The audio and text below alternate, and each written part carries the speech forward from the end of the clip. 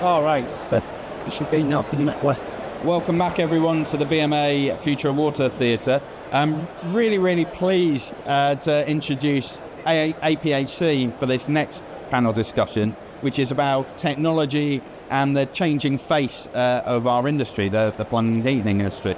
So rather than a lengthy intro and bios from myself, I'm going to ask each of our panellists to introduce themselves in their own words. So if I can start at that end with Graham. Graham, who are you? Well, where are you come from? Who are you and where are you come from? Hi, Graham Dryden, building services engineer, and been with APHC. I started originally back in 1998 when I saw here in China Lake, and then back in 2012 looked after television to this day. Mark. I'm Mark Venturous, a water installer in West Yorkshire. I've been in the industry since the late 1970s, and I run a plumbing and heating business. Andy Baxter from High Efficiency Heating Asset on the line, also been in the industry since 1979, did my full apprenticeship. Come from a one-man band, now we've got 17 employees around the Manchester area doing boilers, bathrooms and renewable energy. And last but not least, John. Yeah, I'm CEO with the association. Most of the organisation since '92 and just quite a long time. The park is trained in 7th generation plumber, I believe, John, which is quite a lot. Only expects the top products that we work well without and too much. So we've got a tremendously experienced panel. I'm not going to ask what the collective years on the tools is, because I think that would be unfair to you all. But can you give us, first of all, your initial thoughts on the use of communications technology and its effects over time and how it's changed the job at the coalface? I think over the 40 odd years that I've been in the industry now, I've seen a massive change from going through from being an apprentice and watching my boss and the office and having answer machines taking messages and that, and people being patient and leaving a message or getting a partner's response to it, saying I'll get him to ring you when he comes home this evening, and then you could ring people up and you could say to them, look, I'm busy tomorrow but I'll be there first thing, and people would prefer to put a jumper on. Nowadays you've got instant mobile communication, you've got emails, and you've got the likes of WhatsApp and messaging, every conceivable form now, and every platform you've got. People's expectations are just unrealistic sometimes, but the benefits of it are the fact that we can go out there and where you used to be on a job and you had a particular issue or you wanted a particular item, and you'd have to go back and research it, and that took time and cost money. Now you can literally give an instant answer, or you can get an instant solution to it. So there's been an awful lot of benefits come to the industry in the fact with the availability of information and technical information, but at the same time then there's sometimes a little bit of an unrealistic expectation from the customer. So additional speed, additional productivity come about. John, coming to you, what's your take on how those changes, how they've occurred over time, and what difference they've made to overseeing and managing work? It's completely different now to where it used to be 20 or 14 years ago. I mean, I can remember starting nothing straight off the tools, and we were still using typewriters in the office at some point. We were just seeing the introduction of basic elements of software. And I mean, I can remember my boss at the time frowning on me because we didn't know how to work out and calculate an enormous survey that we'd undertaken. And I said to him, well, you have a crack on this spreadsheet and see if I can number crunch it into there. Just give me 2 days in the darkness. And it was deeply sceptical. And we inputted all these numbers in, which nobody had ever tackled anything like it before in the office. And out came all the results. So, it's massively different in relation to how things started out. From a contracting design perspective, on the larger scale front, then we had a completely different arrangement where we got whole drawing offices of draftspeople actually hand drawing plans. And then along came the advent of CAD, and we started to use computers, which changed a lot. But now we're into building information modeling, sharing and moving data across from different companies and actually modeling the building before we actually install the work, which has got some benefits and advantages. And it takes some coordination, man, to get it all into place properly. But massively different. And I think one of the really significant swings has been the change in personnel. Offices, office support, and there was a heavy focus on secretarial support. You just have to hand type things like quotations, it used to take forever. But now we're using standard template forms. You've got people that were doing professional jobs now are actually picking up some of the administration roles, and it's so easy for them to do, really slot the information in. So that aspect has changed massively. Then on top of that, we've got the arrangements around managing the work. We've got the ability to be able to schedule in programming work and deal with it really effectively and slickly. The way in which we work, the way in which we manage work has changed massively. The resources that are required to do that have changed massively. But what it's also meant for us is that we've had to take on board things like additional skill sets. The learning needs are still overseeing the staff. Quite fundamentally different. We've got to understand all the technology and how to use it, which we never used to have to do. One of the big things that I need to be aware of, we started back at our place at LPC, we take on board technology, but we need the skill sets to be able to maintain it sometimes, and we need to cost that and factor that into the processes, because sometimes we need to rely on the heavy technology, it's in that for us.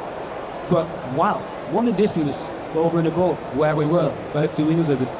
And just to follow up with you, John, do you sense within your membership an enthusiasm for going even further, or is there a little bit of hesitance and reticence? I'm thinking back to BMA's own experience as an organisation.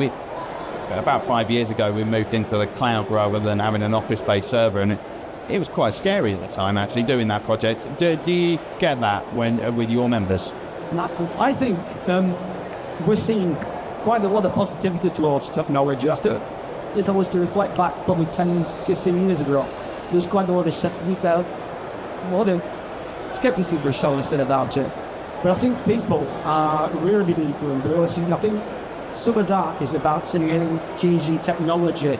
The systems components that we're installing, they are driving the to more techie based underpinning design element, shall we say, and the way in which we work is children. So I feel I've been pushed, and I think contractors, because to be honest with you, I see them actually embracing it tonight. Excellent. Coming to you again, Andy, what are your thoughts on the use of job management software for smaller companies?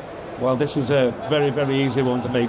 My boss, my wife, Sharon, she runs the office, and it took 3 years of getting her out of a diary when we started the process of building our own integrated management system. So what we did is learn from the bottom up.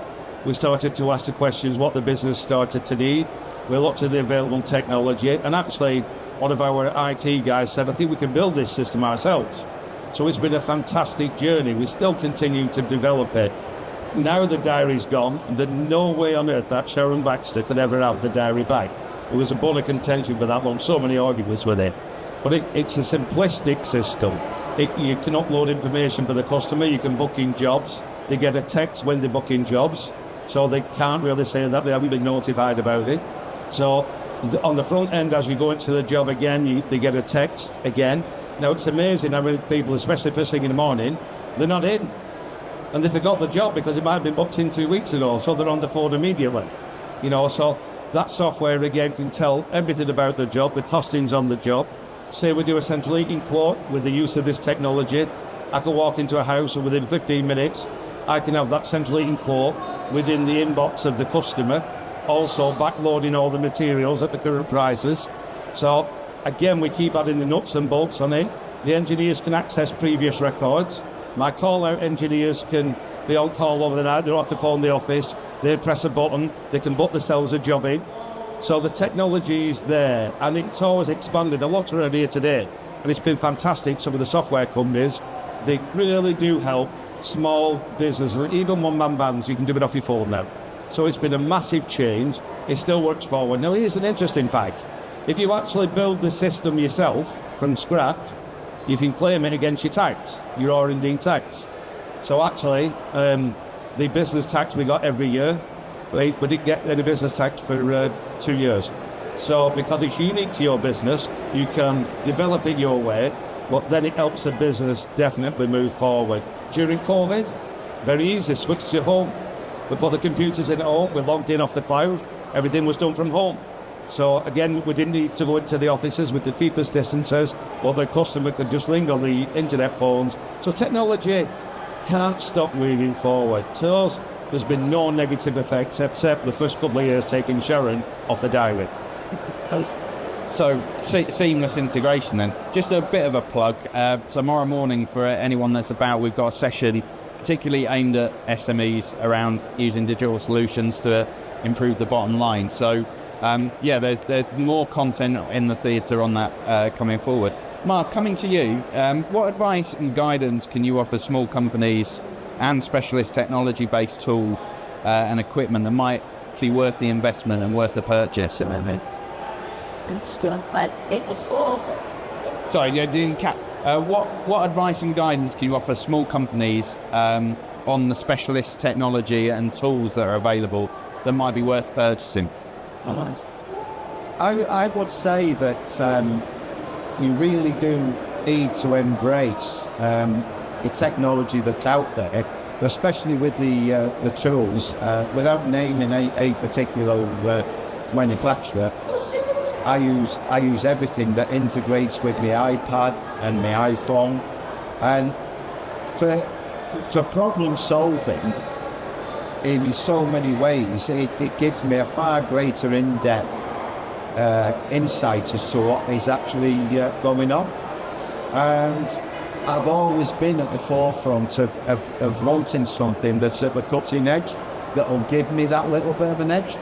And with regards to tools and equipment and everything else, again, like Andy said, you know, the capital outlay is offset against your tax. So there is a benefit from keeping up with it. But we've always maintained staying current with technology and with the tools. And you know, when you've got something in front of you that will show you a graph and allow you to see what is actually happening in a more detailed manner, it takes an awful lot of element of guesswork away from it, and also comes across brings you across as far more authentic. Andy, back to you if I may. What impact do you think smart tech and Internet of Things, so the internet connected gubbins that you can find all around the show, actually, what impact does that make? Very easy. I'm a big supporter of new technology moving forward. All you have to do is answer a question and go and find out what's going out there. So, for instance, even today, I've been having a look at a scanning system which is in these areas. If I want to go into a bathroom, I can scan a bathroom now, no matter what state it's in, and then I can input my own pottery, bathroom, suite, showers, because it's all listed down there. Within 1 hour, I can show a customer a brand new bathroom suite and how the bathroom might look, instead of talking about it and having a look at this brochure, that brochure, this brochure, that brochure, and going away. You have your logo on it, it can be sent over straight away. So that type of aspect of technology is fantastic. Technology moving forward again from helping with repairs. Well, there's a simple technology helping with repairs. It's called WhatsApp. Customer phones you up, can't fill a boiler up, why should you go out? You know, WhatsApp, camera time, 2 minutes, customer's happy. Yeah, it's you know, seamless in that type of thing. Moving forward again, I've seen some technology moving out where over a stand over there, water leak inside the premises, it can detect it, will shut your water off. Too much water. So all this technology, it's going ahead all the time. I am just one big supporter of it. You can find anything out there for what you need, you know. So, but one thing I am finding interesting, I think more and more boiler manufacturers might start to bring this, is self-diagnostic technology. The word there is Joe Public, God bless them, pay me wages, and me holidays, thank you. They will get involved, they will start pressing buttons. Because there's always that person who's a retired engineer, knows he can repair it, and then gets inside. So there has to be a little bit of protection built in, but no, it's a fantastic way forward in all throughout our industry. And can I ask specifically about digitally connected products? You mentioned there the leak detection software. What other kind of interesting internet-connected products have you seen? Just like I said about, I've just been over to a software company over there. They can take that scan, I did, and turn it into a full house package for designing pipe sizes and everything else. So again, the technology's there to do exactly what you want to do as an engineer. You know, self-diagnosis on boilers, and just getting the customer more involved makes life a lot easier. John, staying with IoT and these sorts of very innovative products, what are the main issues for plumbing and heating companies in terms of starting to implement? For me, one of the biggest steps that they need to take on board is the fact that it is slightly changing our skill set somewhat. One of the biggest that comes forward when we start looking at collective technology is issues around security. Because it's all being Wi-Fi connected. So first and foremost, causing the product. You know, are we selling something on to a customer that's reputable? And that's quite an important subject, given that we are invariably at the point of sale being the person that's actually logins person. So we are responsible for it at the end of the day. But then we then are in a position where we need to be thinking about advising, guiding about password, regular updating. So one of the things just things forget, they never touch you again with this. But we really need to be considering things like advising about security passwords, quality of passwords, and the updated dimensions associated with it. And again, I think, as I said before, that just begins to introduce new skill sectors that we've not really had before. I like to think of the IoT stuff as, instead of fit and forget, it's like fit and remind. The product will remind you if it needs a service. Yeah. I think that's really encouraging. Great. Graham, I'm conscious that if we can get the mic to the other end, I've not brought you in yet, but I wanted to ask you about, it's a real buzz phrase, but artificial intelligence, AI, and what, I mean, it's very abstract at the moment in terms of ChatGPT and all of those solutions, but what difference can AI make in our industry in plumbing and heating? In fact, I think when we talk about artificial intelligence and AI, I think, well, within the plumbing and heating industry, you know, guys are really name, we've already got smart sales, and you're talking about this kind of thing. AI is going to bring in a whole new raft of information and the way that everything works. So, if you take, for example, a nursing home, with artificial intelligence, it can start to monitor on the artificial machine, can start to monitor how often the tap is being used. What's the temperature of the pipework? Is it going to be used for maybe 20 seconds, just on and off, and might probably be operated maybe 2 or 3 times in a day? So we can start then allowing the artificial intelligence machine to tell us if we've got a water hygiene risk in that area. Now, for a human to do that, human intelligence, that would be one absolute in a ton of depth, looking at a computer screen, monitoring that live, and it would be a full-time job. So you're now talking seconds, and you're talking about real-time information, and it's going to tell us when we've got an orange flag, when we've got a red flag, and even more, it can then tell itself, does it need to drain down? Does it need to pasteurize? Does it need to flush? And that's really the artificial intelligence, the machine itself, that will do it all for us. We'll just go on to talk about the bathrooms and the bathroom design. You can scan a bathroom.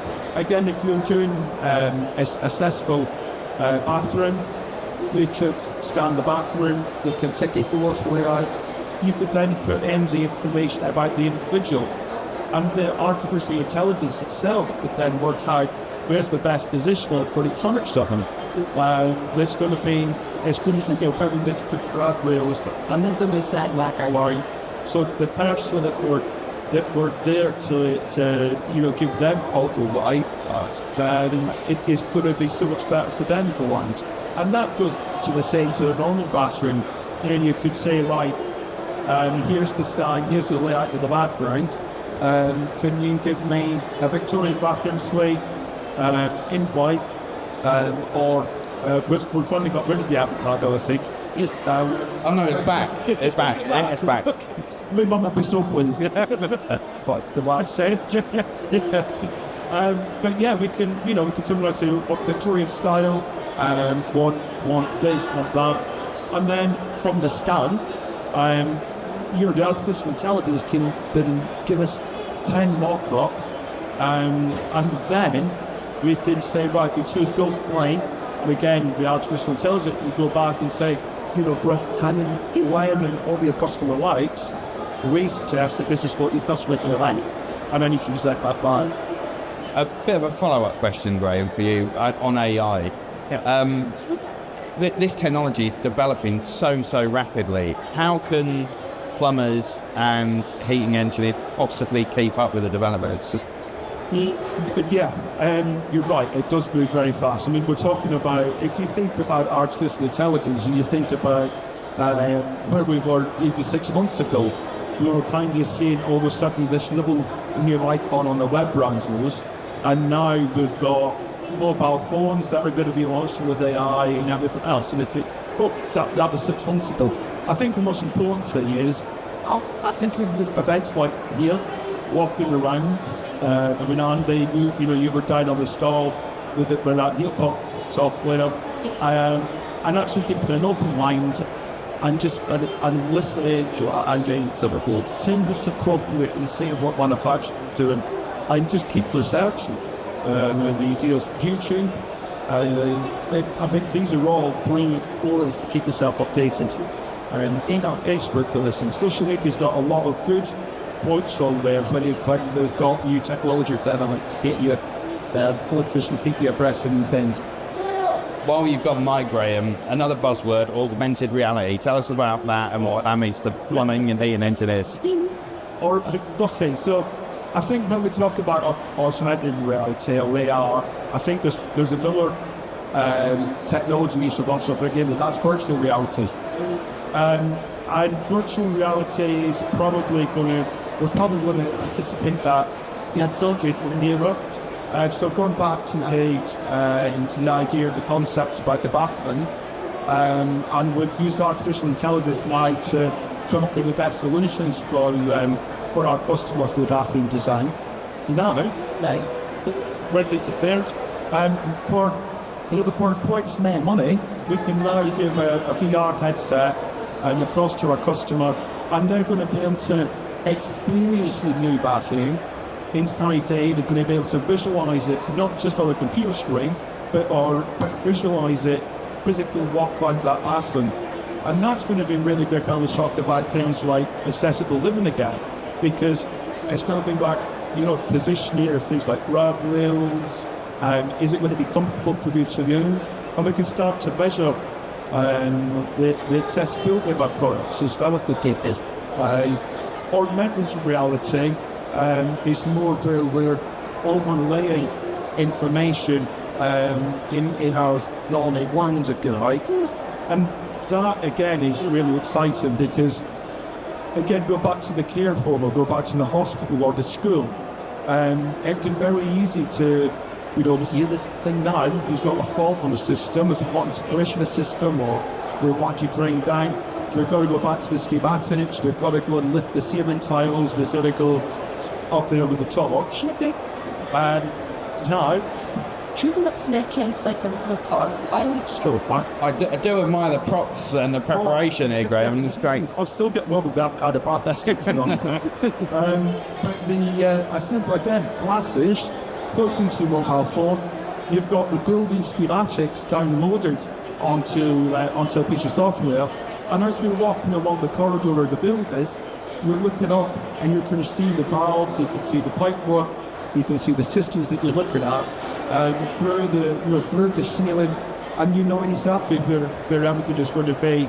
The sort of time that it takes you to identify and look for certain components, there's going to be so much thickness.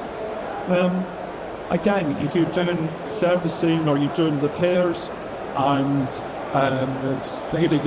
you've got to the point where you've used all your experience, all your knowledge, you've had all the manuals, and you're still struggling, you can now speak back augmented reality, put the glasses on, and you can speak back to the manufacturer.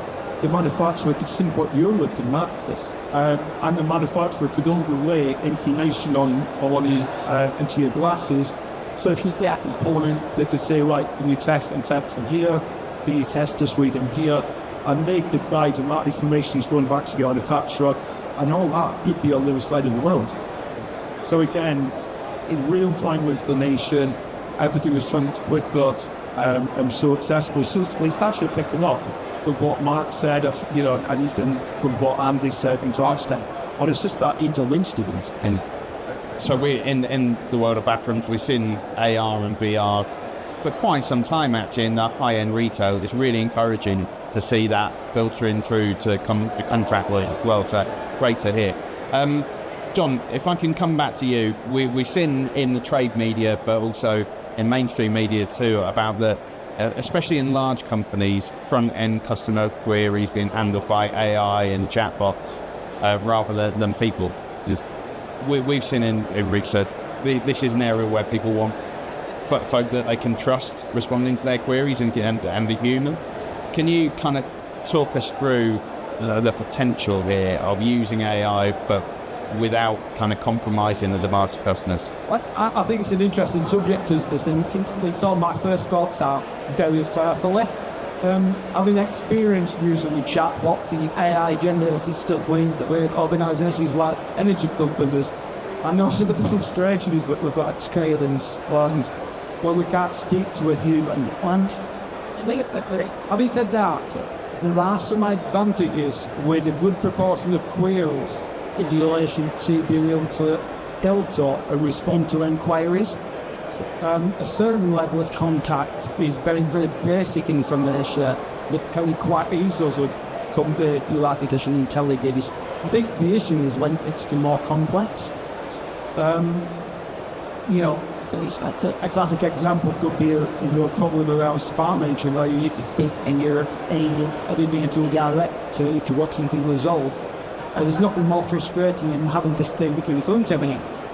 On the other hand, if I'm a customer and I've got a problem with my system and I just want some basic information on its late hours or the middle of the night, the ability to be able to ask few questions in that and see what kind of feedback I get, or what recommendation I get on the resolution to that problem, even being something like programming a visitor and having that automated kind then there are some advantages. So I think it's very much about selecting for the right application. From an APHC perspective, it's an area that we'd like to experiment in because we have customer queries and contact queries.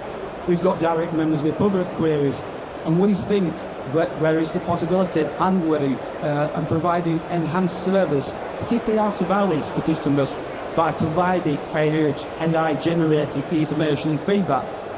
But the only thing that I'm a little sceptical about at this moment in time is how it's programmed and making sure the responses are appropriate, because we all hear about the stories we haven't been back with actually get that trigger or loving. So I think it's an area of experimentation. Personally, I don't know what fully required them, but I think it has got in the future benefit. And tomorrow, when you talk about it. Let's stick with AI for one more question, and that's about the potential kind of decimation of employment in a lot of sectors. I know the legal profession, journalism are all really, really worried about this. Mark, is this a concern in plumbing and heating as well? Yeah, to a certain extent, but I have this conversation with my son quite regular because he's a graphic designer and he runs a department. What I've said to him is, we need to become the master of it. We don't want it to become the master of us. I think there's an awful lot of element that we do that AI won't be able to do. In the sense that there's the actual physical aspects of the industry. So the skills have still got to be there. We've got to maintain skills. We've got to train people for the future, and apprenticeships are important in that respect. But like John said, like Andy said, Graham, we have to embrace it. And again, I say we've got to be the master of it, and in doing so, I think we can encompass it in our day-to-day stuff, and it will only help and improve things rather than, it destroy what he's got. That's a really optimistic kind of picture of the future, Mark. The title, we're going to go a little bit off script now because we've got a bit of time. The title of the session is about technology and the changing face of the plumbing and heating industry. What is the kind of one takeaway that you'd like everyone in the audience to move away from this session with? What's the optimism? Andy's quick off the bat. Start with John. Yeah, I think we started off by talking about the changes that have occurred all the time, and we've moved on to things like AI. My key takeaway is all these developments are becoming too minutes and to help to try and shape the way that we work about. In our case, as an industry, I think Mark touched on it, it's very practically focused, so our job will primarily not under threat. What we need to be doing is embracing the change, taking on board the change, building it into our work patterns, accepting each change, using it and accepting it truly. Let's step this forward. Andy, your takeaway? Yeah, exactly the same with John. I do embrace all new technology, but don't go off tangent. Only use what's good for the business. Because you can be dissuaded to go this way or that way, follow this path. Don't do it. What is good for your business? Find out what can work. I've just been going through it over the last month with scanning software, with heat pump sizing software, and I've seen many instances. But once you focus your attention on what your company needs, it makes the job a lot easier. It gives you a bit more confidence. Some of this new technology can drive you like a training session can. You embrace it, spend the time to understand it, and you'll evolve together with it, and your business will move forward. Mark? I would say stay optimistic and look at what's coming through, and it's stead me in good stead for years. Well, all my career really. It's held me in good stead, purely and simply because I've always looked at what's coming through and been interested in it. So again, like we'll all say, embrace it and use it to better yourself. I love that optimism and openness. It's really important. Graham? I think for me it would be, again, embrace and move forward. But don't be scared. Look, it's likely to be. If you've got new technology, then you jump on things like social media to learn about it. Will it be a benefit to me and my business? And don't forget that it's not going to necessarily replace what you do. It is a tool, and it's going to make what you do easier. It's going to make the customer experience better, and importantly, we should make the services that we provide easier and better as well. Folks, APHC are here at the show. If people want to continue the conversation and find out more about you, where can they find you? Cool.